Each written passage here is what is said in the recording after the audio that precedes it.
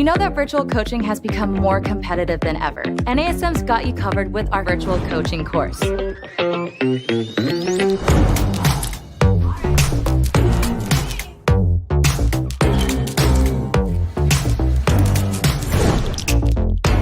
NASM's virtual coaching course provides a complete solution to help you translate your services into a successful virtual platform. This course will give you the tools to build and operate a sustainable virtual business model. The formats may be different, but you're still delivering fitness training and effective behavioral coaching. That doesn't change even if you can't be in the same physical space as your clients. The truth is, this is the way to reach more clients and expand your reach and impact. There's never been a better time to carve out your very own virtual space, and NASM is here to help. Welcome to NASM's virtual coaching.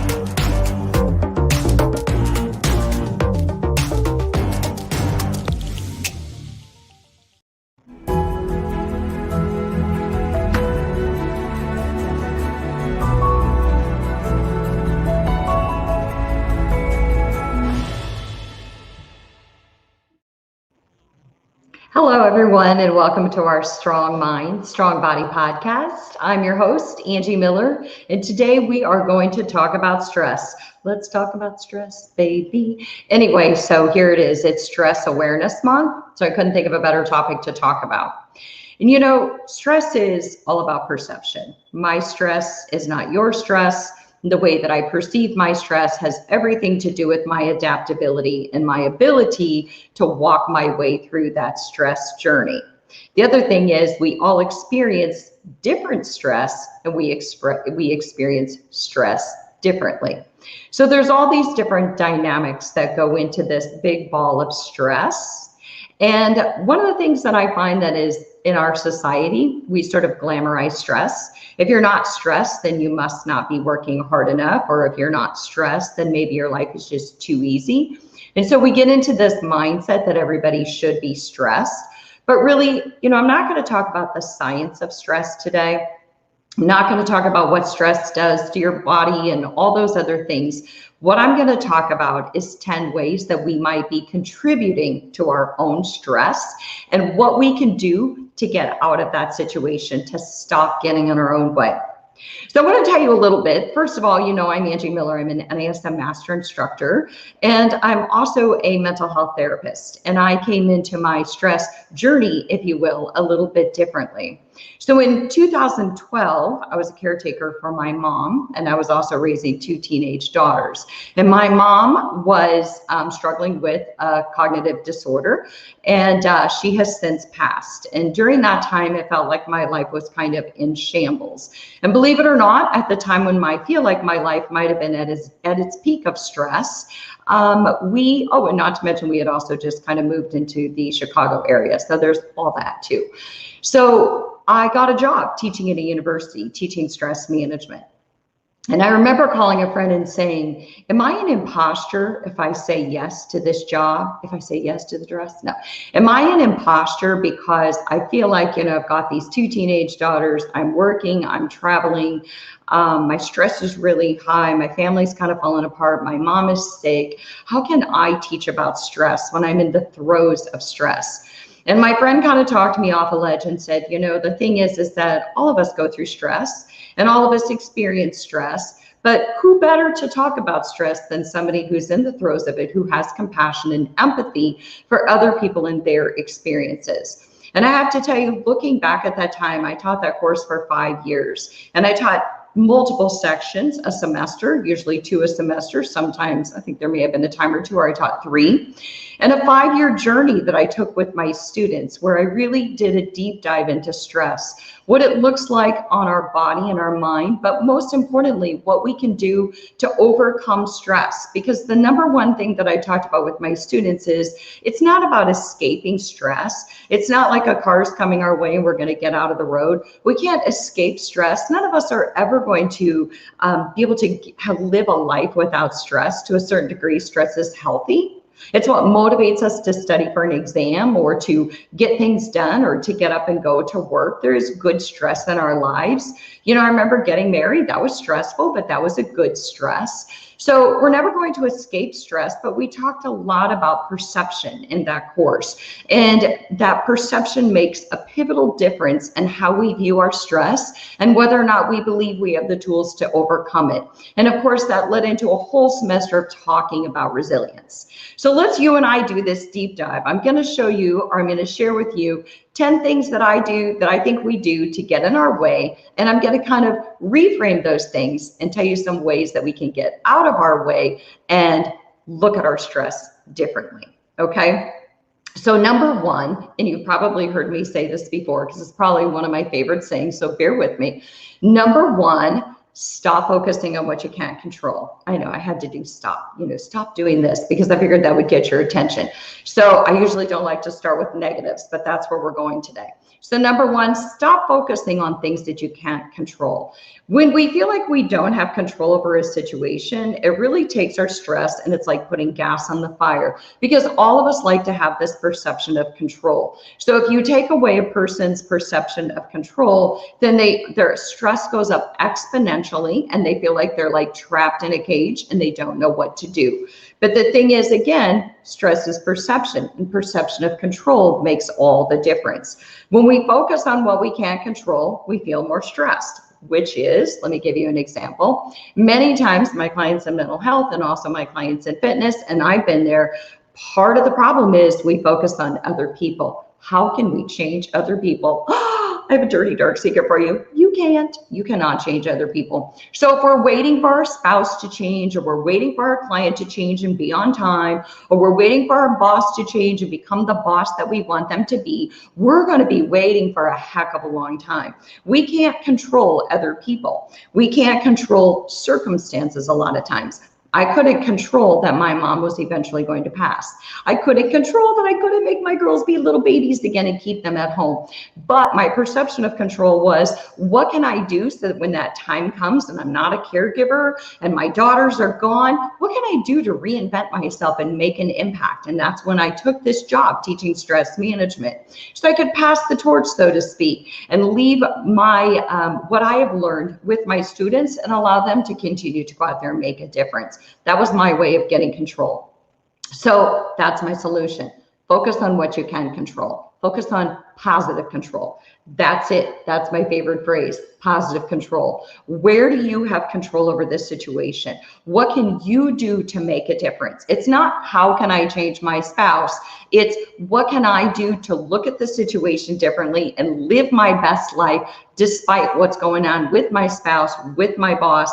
How can I just focus on me and maintain positive control? Because we have more control than we think, right? And one of the things that we can do is we can set boundaries. That's where we have positive control, right? We can set boundaries. We can focus on positive change. So again, I went to the university because that was positive change. So instead of focusing on, I wish I could change my boss, maybe we could focus on how can I look for a job with a boss that might better suit me. So again, I'm Angie Miller. We are talking about stress, and we are talking about 10 things we need to stop doing that exponentially drive our stress. And then I'm going to tell you some ways to reframe that. So number two, stop toxic thoughts. So we've heard about those toxic thoughts before. I call it negative internal dialogue, or the radio station that keeps saying this, playing the same song over and over again. And thoughts are habitual, right? When we think certain thoughts over and over again. And a lot of times they're a dirty, dark secret. We don't tell anybody some of those darkest thoughts like, am I worthy? Am I an imposter? Am I good at what I do? But those are toxic thoughts, and sometimes we just play them over and over again. And I call those mental traps. And I've also, I've touched on these in some of my other episodes. The masturbating. Albert Ellis talked about masturbating. I must do this, I must do that, and we masturbate ourselves all day. We talk about canting. I can't do that. The minute I hear somebody say, I can't do that, I just go, you're right, you can't. Because if they've already made up their mind that they can't, they're stuck in mud, they're not going anywhere. It's not until they give me, and I'm willing to try, that I can work with them. Another one that we do is we should ourselves. We should do this, we should do that. I should go to the gym. I should be a better this. I should say yes to this person, but there are no shoulds. How about coulds? I could go to the gym because I would love to feel better. I could say yes to going to that party because I would love to network and meet new people.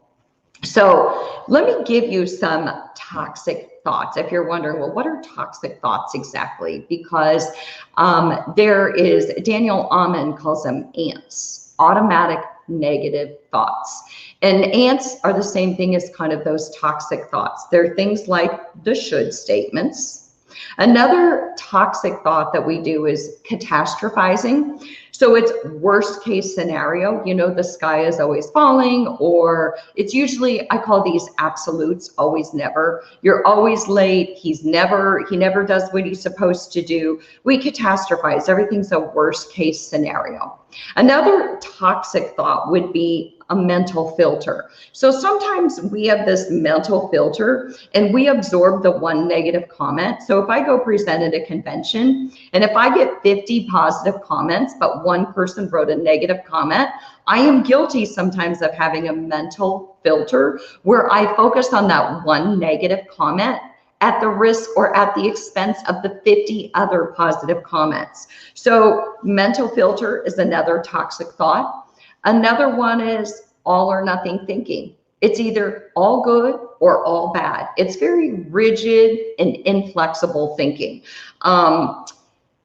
You know, it's kind of this or it's that. There's nothing in between. Okay. Another toxic thought is blaming, where we have that external locus of control, where we blame other people for what happened. Well, if he hadn't been late, then this session would have gone better. If my client had done what I asked them to do, then they would be getting the results that they're looking for. And sometimes that might be true, but blaming is externalizing our locus of control. So it's giving our power away to other people. And it goes back to that, what can I do to make my situation better? Where do I have positive control? Can I have a talk with my client about what that might look like? So it's taking that internal locus of control. So my solution to manage those toxic thoughts, because we all have them, no matter how positive minded we are, we all struggle with toxic, negative internal dialogue, at least once a day, probably, right? So my solution is to reframe. So reframing is like you have a picture in your home and it's been in that frame for 25 years. And so one day you go and you get a new fresh frame because it's a frame that's more in style. And all of a sudden the picture looks completely different and you see the picture through a new lens as if it's a completely different picture. In fact, I did that recently. I took an old picture that I used to have hanging and it looked very kind of old fashioned. And so I took it out and I painted the frame and all of a sudden it looks like this updated version of the picture that I always knew that I loved. So sometimes we have to do that with our thoughts. We have to reframe our thoughts. We have to look at them differently. So because if we look at our thoughts differently, we experience our thoughts differently. So number one, I think it helps just to notice what are those negative, toxic thoughts that you tend to struggle with? Because yours are going to be different from mine. I know my negative internal dialogue. I know where I get lost. I get lost in perfectionism. I get lost in overthinking things. So notice them, write them down, and then ask yourself. A lot of times underneath the toxic thoughts is a layer of two things. It's either driven by anger or it's driven by fear. I'm not saying that's an absolute, but a lot of times it's coming from a place of anger or fear. And then the second thing we can do with that toxic thought is to replace it. Okay, these are called replacement thoughts.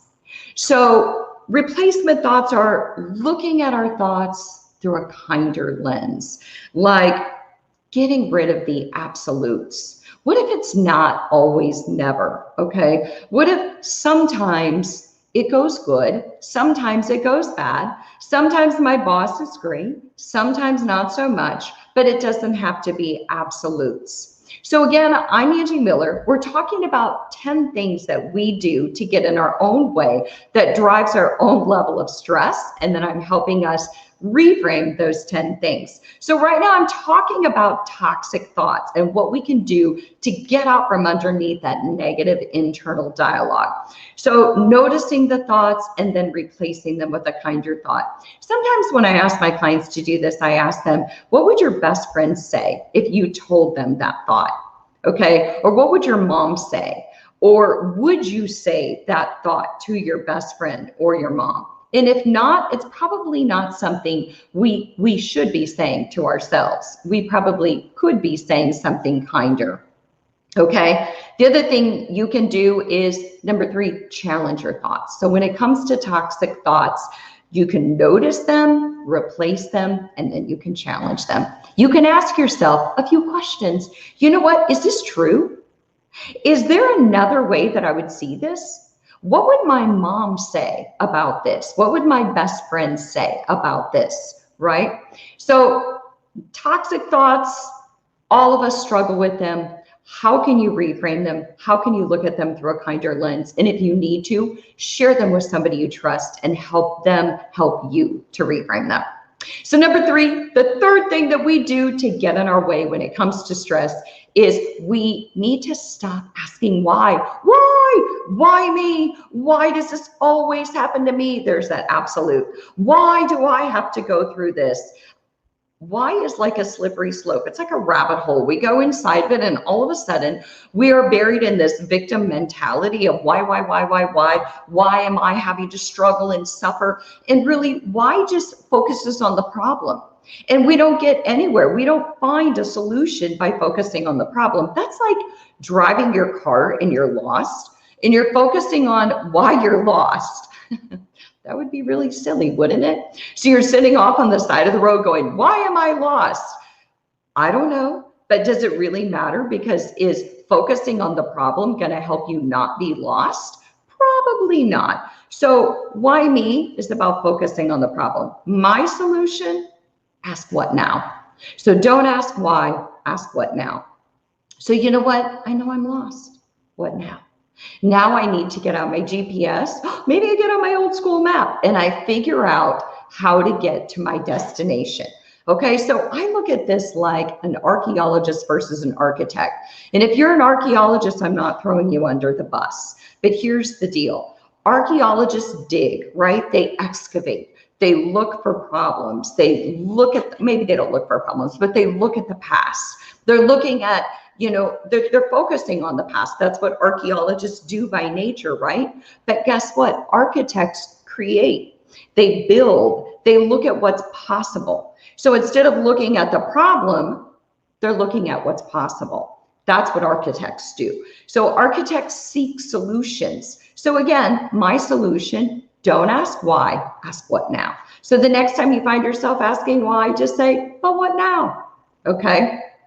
So number 4, when it comes to stress and ways that we get in our way, I have another one. Stop being comfortable. You're like, wait a minute, I'm comfortable right now. I'm sitting down listening to you. But you know what? Our house is comfortable. Our car is probably comfortable. The people we know are comfortable. This is why we have these things in our world, because we like to be comfortable to a degree. But when's the last time that staying comfortable inspired you to go do something out of the ordinary? Sometimes we can get too comfortable being comfortable. And when nothing changes, nothing changes. So sometimes we are unhappy with the situation, but the devil we know is better than the devil we don't. And so we just get a little bit comfortable griping about the situation, but we don't really want to do anything to change it, right?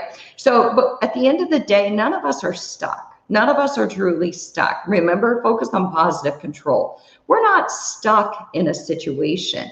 We really do have the ability to pull ourselves out, to pull up our boots and to figure out a way to make positive change. So my solution is get uncomfortable. Easier said than done, right? But ask yourself some questions. When was the last time? And I'll just let you finish that. When was the last time that you took a risk? When was the last time that you did something that made you really and truly uncomfortable that you had never done before? When was the last time that you had to really call on your courage in a situation? When was the last time that you really were seeking growth and opportunity? So instead of being comfortable, consider being uncomfortable. And one of the ways that I really help my clients do this is to start with really, really small things, okay? So if you have a very, very, very structured routine, it could be as simple as changing one small component of that routine and getting yourself just slightly uncomfortable so that you can experience what it feels like to not feel like you always have command over your situation. Because having command over a situation is great to a degree, but it gets us in this kind of place where we feel like we always have command over our situation. And again, we're not really very inspired to change with that situation when that's the case. Okay, so again, I'm Angie Miller. I'm talking about stress. Let's talk about stress. Okay, so here's another thing that we do to get in our own way. Number 5, stop taking life for granted. So I know that this is one of those that every station we turn on the radio, every time we read a blog, every time we open up a new journal, it talks about gratitude, gratitude, gratitude. And some people are like, I don't want to talk about gratitude. But the thing is that let's reverse gratitude. Gratitude is that we walk around in our world and we take the people and our experiences for granted. We assume that they'll always be in our life, or we assume that we're always going to be able to have these experiences. But then, COVID was a perfect example. What if we don't take life for granted? What if I don't take for granted that, I've been working with clients individually and working in a fitness room on a fitness floor for decades, and all of a sudden I wasn't able to do that? What if I don't take for granted that I saw clients in mental health and all of a sudden I didn't? I talked to them over the phone or saw them through a computer screen. So what if we don't take life for granted and we don't assume that things will always be the way they are?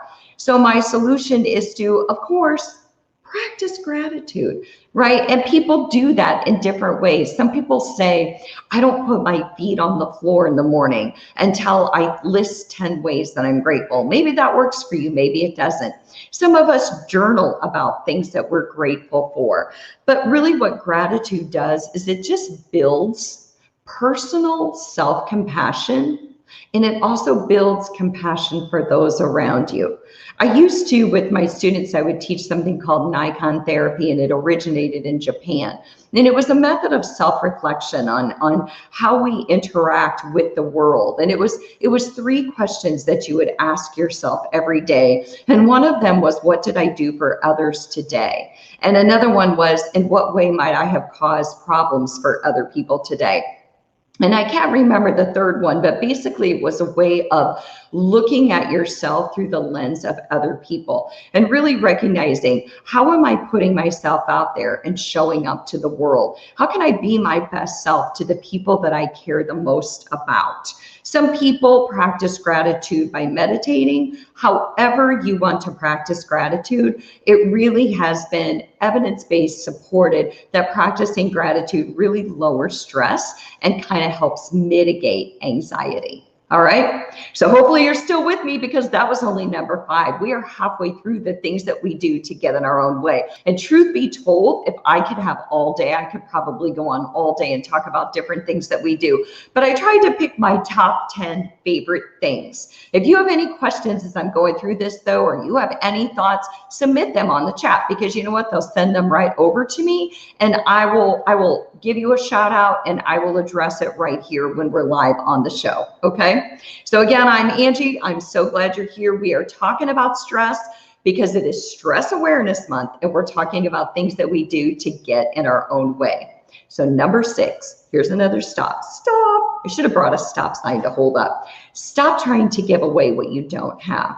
So I'm guilty of this, and I bet you are too, because we are helping people. We always feel like we aren't doing our job unless we empty our bucket every day. But what if emptying our bucket isn't always the best way? Sometimes we think we can give away what we don't have. And I always use that oxygen mask analogy, and everyone uses it. The one on the plane where you have to put your oxygen mask on first. We really have to save ourselves before we can save other people, right? We can't be there for everyone all the time. And I talked about, in my last podcast, I talked about vampires, energy vampires. And I talked about the martyrs who say, but everyone needs me, everyone needs me. And I talked about how sometimes if we're very codependent, it's not so much about everyone needs me as it is, I need to be needed. So we need to do a self-check on that. How much do other people really need us, or how much do we just need to be needed? So stop trying to give away what you don't have. And my solution, drum roll please, practice self-care. Okay, if we're practicing self-care, we are never allowing ourselves to get to empty. Our bucket's never going to get to empty because we know the power of filling it back up. So self-care is as simple as setting boundaries. It's as simple as saying no. It's as simple as building a safe network. You know those victim vampires? And I talked about those. Make sure those are way further than arm's length, and keep the people close to you, close to you. Build a safe network. Another way to practice self-care is to have a safe space. You know the space that I'm sitting in right now? This is my safe space. It is, when we moved into this house, it was a 400 square foot bonus room. And my husband had told me he was going to make it a man cave. And I was like, hold on. We had to step outside away from the realtor and talk about why it wasn't going to be a man cave. And I turned it into a fitness room, a meditation studio, a yoga place, and just a place for me to come up here to talk to you and to have that safe space. A place where I can come, collect my thoughts, decide what's working, let go of what's not working, reframe, do all the different things that I can do to get my head in a better space, because I can only show up to the world as good as I show up to myself. We're kidding ourselves if we think that we don't need to do self-care, but that we can just keep giving everything away. That's a false narrative, and that only works for so long, right? So that's my solution, okay? Practice self-care. Try not to give away what you don't have, all right? So let's talk about stress. Let's talk about another thing that we do. Number 8, stop the clutter. What? Okay, so here's another thing. We moved here 3 years ago from Chicago to Charlotte. And my husband comes first. I'm finishing my job at the university. I'm letting go of my clients in mental health. I'm doing a slow pull away from everything that I love. My clients in fitness, you name it. Takes me a long time to get there. And in the meantime, we put all our stuff in storage. And I mean a lot of stuff. So 11 months later, my husband says, what do you want to do with all this stuff when we get to Charlotte? And I said, burn it. I was kind of spicy at the time. I really didn't mean that. But the thing is, in teaching stress management for 5 years, one of the number one things that I talked about with my students was the power of living with less. Remember when tiny homes was all the rage? Well, I think it still is actually, but living with less, simplifying our life. And I'm not just talking about living with less physically. I'm talking about living with less emotionally, not trying to hold on to so much stuff. So when we moved here, we have this very, very small attic. So we really did get rid of a ton of stuff, okay? And we kept only what we needed, because that's really what matters the most. So personally, a lot of stuff makes me personally kind of anxious and agitated. You know how you, like before I go on vacation, I have to make sure my house is clean because I have to come home to a clean house. So it's all about living with less and simplifying our life. Not feeling like when you come home, there's this like, it's feeling like you own your space instead of your space owns you. So my solution is clear away the clutter. So I already explained some of the ways that I clear away the physical clutter. And you know what? There are coaches out there you can hire to help you clear physical clutter. That one's easy. As far as clearing away the emotional clutter, one of my favorite ways to clear away my emotional clutter is to journal. I have bags and bags and bags of journals. I also have a plan B for who's going to take care of those should I go, and I need somebody to take care of those so that everybody doesn't read them and turn them into a book. But Journaling is a really, really great way to get rid of our emotional clutter, okay? It's a great way to let go of whatever's on our mind. I used to always journal on paper. Now I actually journal on my iPhone. I open up my notes on my phone and I journal whatever is weighing me down the most, because I get it out from here and I put it somewhere and it has so much less power over me, right? It's a good way for me to take my power back. All right, so stop the clutter. And the way that you do that is to clear away the clutter, or stop living with clutter. And the way you do that is to clear away the clutter. All right. Number 8, stop overcommitting. So we are talking about 10 ways we get in our way to get rid of stress. So this is stop overcommitting. So here's the thing. We are yes. And we think we can do it all. And we think that time expands in proportion to the number of hours in the day, or in proportion to our commitments. But guess what? Time does not expand in proportion to our commitments. Time stays the same no matter how many times we say yes to something or take on a new project. So stop overcommitting with your friends, with your relationships, with your job. Try to know your limits and know how many hours you have in a day and be reasonable. So my solution is not only know your limits, but know your values. This comes down to what are our personal values. And I always ask my clients in training and in mental health, what are your values? What do you care about the most? What kind of mark do you most want to leave on this world? Who means the most to you? And how do you most want to show up for those people? What do you most want to accomplish before your day is done? So stay true to your values, and I guarantee you, you'll let go of the peripheral stuff. So, I'm famous for saying, but I love everything I do. And years ago, a friend of mine said, you can love a few things that you do, but you don't have to love everything that you do all at once. You can just love a few things and do them exceptionally well. So sometimes we have to let go of the peripheral. We have to let go of the stuff that, yes, we love doing it, but does it ultimately align with our values? And does it ultimately get us where we want to go? Because, we do have a destination if we're setting our goals. And so we really have to stay true to that destination along the way and make sure that our roadmap aligns up with us getting there so we don't lose our way. Okay. All right. Number 9, stop being inflexible. What? Stop being rigid. I know nobody likes that word, but you know what? Rigidity is no one's friend. So if we are too rigid, if we are too caught up in the musts and the shoulds, and we get caught up in these inflexible thought patterns, then there's nowhere to move. Remember, if I can't, then I can't. There's nowhere to move. So the more attached we are to our plans and how things should go, the more upset we get when things don't go that way. And sometimes we should other people, and then we get mad at them if things don't go our way. But my solution to this is focus on flexibility.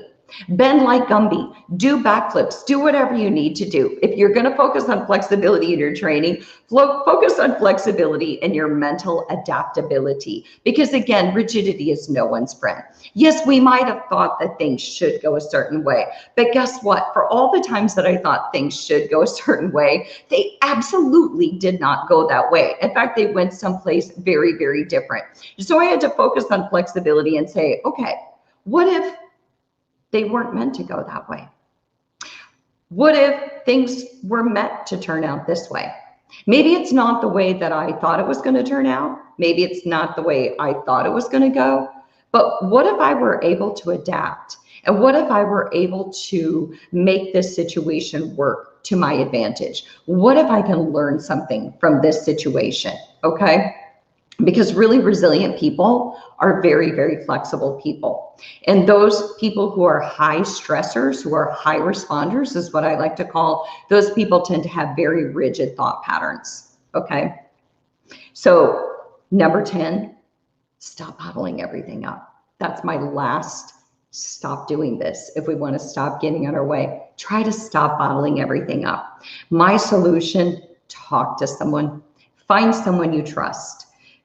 not ruminate about it, but find an external person, somebody who's unbiased. I know I'm biased here because I work in the space of mental health, but even if it's your trainer, find somebody who's unbiased, somebody who doesn't know your family or your spouse or your situation personally, somebody who can help you look at your thoughts through a different lens, somebody who can help you prevent you from getting upstairs in your head and staying there for too long, and then closing the door and locking up the attic and not being able to see your world differently, because all of us need tools to help see our world through a different lens. Okay, so instead of bottling everything up and staying up there for too long of a period of time, know when you need to get help, know when it helps you to talk to someone. Every therapist out there who I think is worth their weight as a therapist should be talking to somebody, because you can only take someone as far as you've gone yourself. Hopefully, most all of us out there at some point in our journey have talked to someone professionally to really lay out what's going on in our emotional landscape, and to see if we're doing the best things that we can be doing to live our best life. So, that was a lot, wasn't it? So let me kind of go back through those 10 things that we do to get in our own way. And I'm going to have to make sure that I look at my notes that I don't miss any of them. But when we are talking about stress, remember that stress is perception. It's whether or not we perceive that we have the tools to overcome stress that makes all the difference. And remember not to be a stress hater, the person who looks at somebody else and says, I can't believe they're stressed about such and such. Because remember that things come our way at a time when we can manage them. And what stresses me doesn't stress you. And it just could be that that person, that's their tolerance. And thank goodness, maybe your tolerance is different. Maybe you have a higher tolerance. So let's go back through those. Number one, stop focusing on what you can't control. And the solution is focus on what you can control. Number two, stop toxic thoughts, those masturbating and the canting and the shoulding of yourself. And my solution is to reframe those thoughts, okay? Maybe reframe those thoughts and look at them through a different lens, just like putting a picture in a different frame. Replace them with kinder thoughts. Use a friend or a family member to help you with those replacement thoughts, and then challenge them. Ask yourself, are these really true? Or is this just a song that I keep playing over and over again on the radio to where it's so habitual that I believe my own thought, even if it's my own false narrative, okay? Number three, stop asking why. It doesn't matter. Why am I lost? I don't know, because I'm always lost. Literally, I'm directionally impaired. It doesn't matter why I'm lost. Instead, ask what now, okay? Seek a solution. Be an architect. Build a solution instead of being an archaeologist and looking at why and trying to dig up the past. Figure out what now? What can I do to move forward? Number four, stop being comfortable. And of course, the solution is get uncomfortable, right? Nobody ever made a lot of progress by sitting on their couch for too long, okay? The next one, stop taking life for granted. Stop taking people, your world, and your experiences for granted. And of course, the solution is to focus on gratitude. Number six, stop trying to give away what you don't have. What? I know we can't, nobody can drink from an empty well. So my solution is to practice self-care. And I know it seems so simple, but it's a challenge for those of us who like to give away what we don't have. The next one was, I forgot my notes. What was it? What was my next one? I know that it was, be flexible. Stop being rigid, okay? Focus on flexibility, okay? Flexibility is the name of the game. Learning how to be flexible in our thoughts and learning how to be flexible in our expectations, okay? And the next one is stop bottling everything up. Right? Remember, you need to talk to somebody. It's okay if you need to talk to somebody at some point in your life. Okay? So those are my 10 ways that we get in our own way. If you have any questions, by all means, even if you didn't join us now and you're watching live later, you can submit those questions. I will get to them. I will answer them, or you can email me personally. So my name is Angie. I'm so happy that you joined me here. Keep doing what you love and loving what you do. I'll see you next time.